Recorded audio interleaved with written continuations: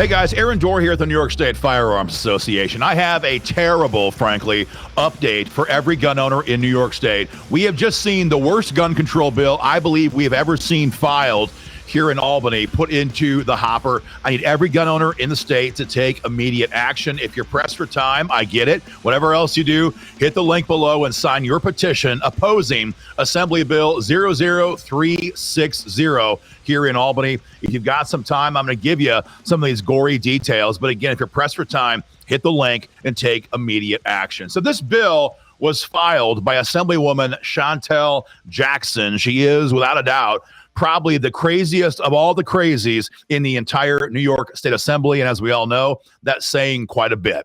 This bill is designed for one reason and one reason only, that is to destroy the Second Amendment in New York State. It is designed to make it impossible for any of us to buy, let alone carry, a firearm in New York State. So before I get to the details, let's just be clear on this.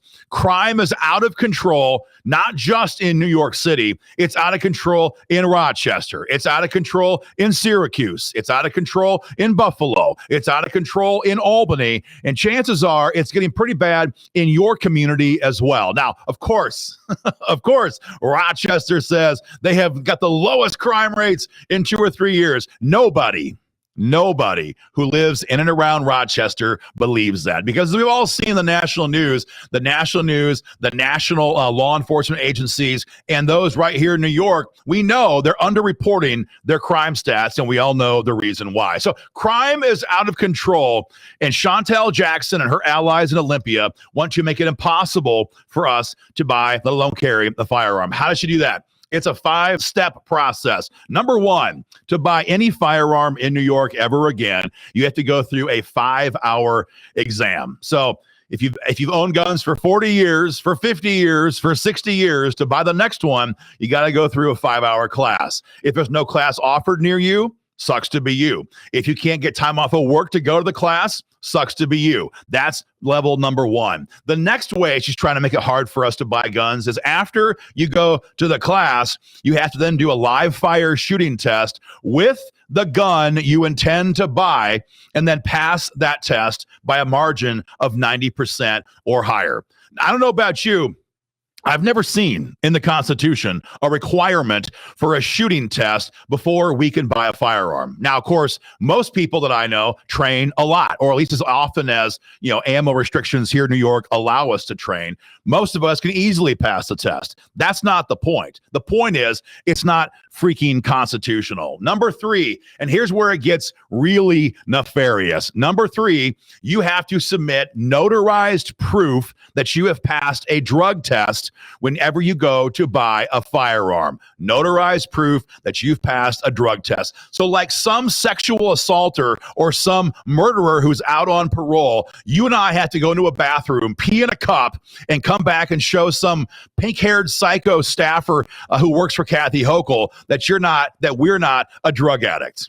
That's step number three. After you've done that, then you have the privilege of going to sit with another pink-haired commie here in New York State and try to pass a mental health evaluation.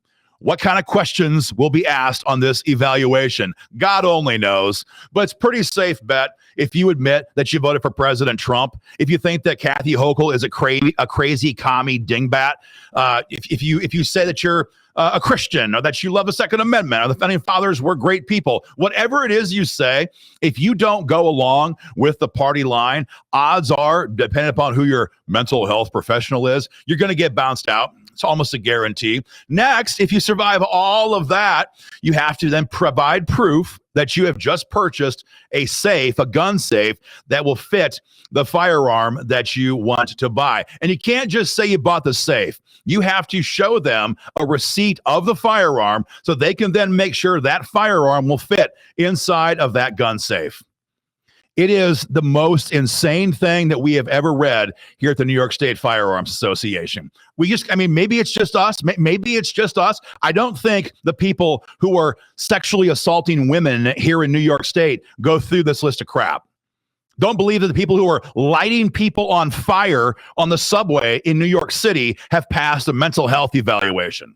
We kind of doubt the folks who are robbing and pillaging and hurting so many people in New York State have passed the drug test. But no. You and I, to own a firearm, that's what we get to do going forward. This kind of stuff is a slap in the face to every gun in New York State. And guys, we need to shut this bill down as hard and as fast as we possibly can. Do a couple things. Number one, hit the link for the petition you're going to see below or above this video and make your voice heard right away so your assemblyman knows you're 100% opposed to this bill. Then number two, pick up the phone and give him or her, or God knows, he, she, who the heck knows these days, give him a call, give her a call, and tell him to vote no on Assembly Bill 00360. And finally, last but not least, share this video online so every gun owner in New York State knows exactly what's happening here in Albany. Guys, more to come in the days ahead. Take action, get loud, share the video, and to get more involved, go to joinnysfa.com. Hey guys, the New York State Firearms Association is fighting like hell to hold the line here in Albany to make sure our children's children have a right to keep and bear arms. Get involved in this fight today. First, follow us on X. Second, sign up for text alerts from us. And number three, like and subscribe for more content.